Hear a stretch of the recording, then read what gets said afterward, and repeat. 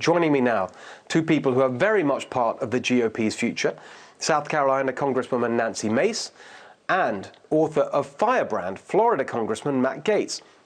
Matt, let's start with you. It seems to me that Republican voters out there want Republican politicians to attack the bad things Biden's doing, not each other. And as I've just laid out, there's plenty of material.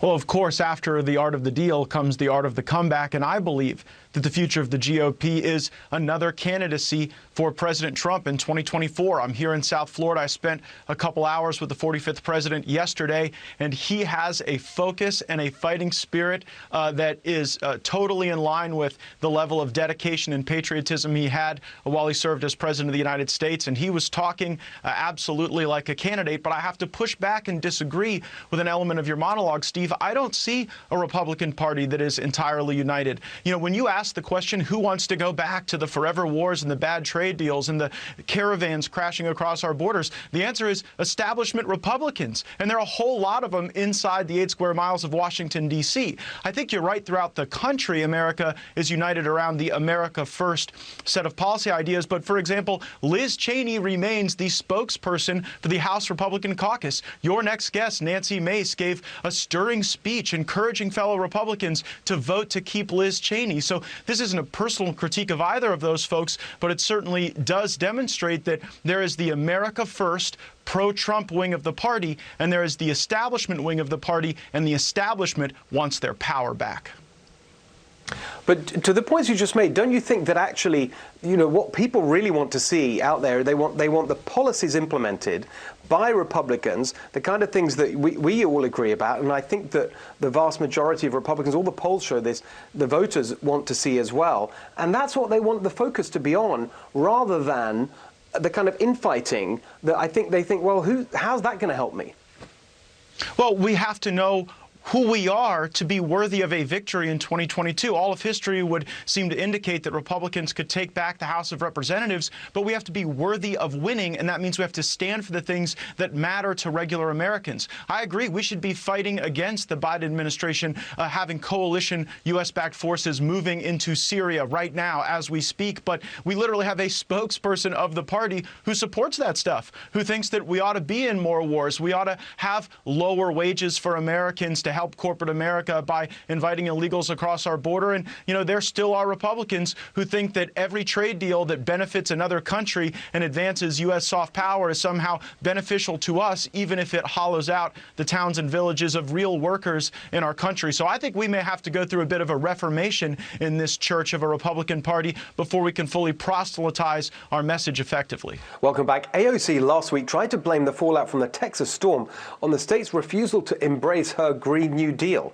Back with me now to not only explain why she's wrong, but how we can actually protect our environment and energy security without bankrupting the country is Florida Congressman Matt Gaetz, who you just saw. This is something you've really been pushing for a long time, and I've always really appreciated your particular take on this. So over to you.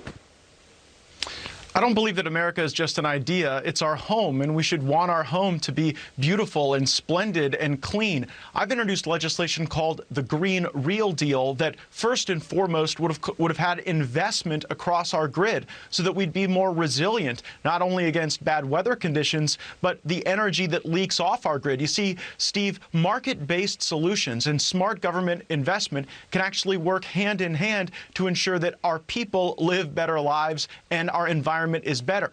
AOC's Green New Deal actually takes a position against having an extended amount of private investment in the electric grid. She thinks it should be only public investment. Well, when you fight over should it be private investment or public investment, then you get limited investment in the grid, and then you have these tragic circumstances that I know tear at the heartstrings of so many Americans like we see in Texas. I do have to add, it's not attacking a colleague to suggest that you have a difference of opinion, but Steve, when you ask in your monologue who wants to go back to the days of like the Bush, Cheney, Romney era of the Republican Party, the answer is the Republican conferencewoman. And it just struck me as something that the very next guest you had on the program was part of the 2/3 of the Republican Congress that voted to keep Liz Cheney as the Republican spokesperson. And that's why I confess to you, my ideas, while I think they are very popular throughout the country, they are in the minority of the minority in the United States Congress. Well, I think that, I don't want to get bogged down in that because, to be completely honest with you, I think that, you've got to, I've worked in political parties, we have a broad range of views, and in the end, you've got to make a case for the kind of vision you're setting out that you think is going to work in terms of winning elections, bringing your party with you. It seems to me it's pretty clear that that argument has been won in the kind of direction that you and I have been talking about for a long time, that I laid out at the top there. And, not everyone's going to share that, but that doesn't mean that you have to kick everyone out who doesn't share your view. It just means they've lost the argument. They've got to get behind the new strategy. That's the way I would approach it.